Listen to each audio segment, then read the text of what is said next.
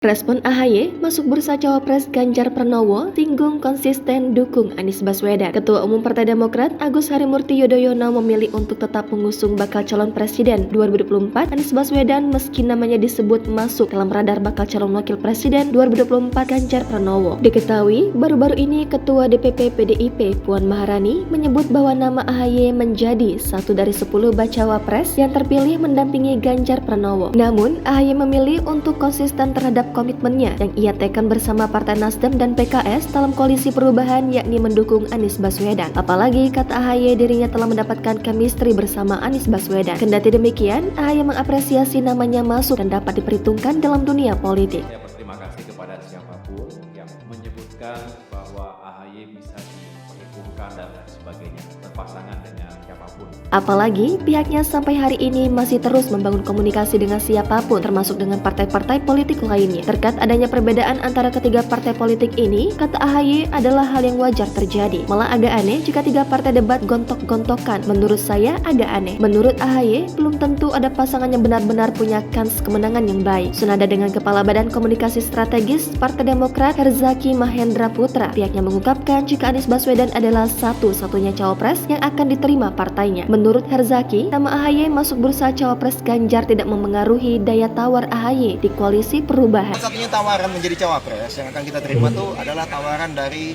capresnya koalisi perubahan, yaitu Mas Anies Baswedan gitu. Herzaki mengungkapkan bahwa di koalisi perubahan semuanya setara. Herzaki melanjutkan mengapa kemudian Demokrat juga minta sebisa mungkin deklarasi cawapres dari koalisi perubahan disegerakan. Dikatakan hal itu membuat jelas kemana arah koalisi ini akan berlayar.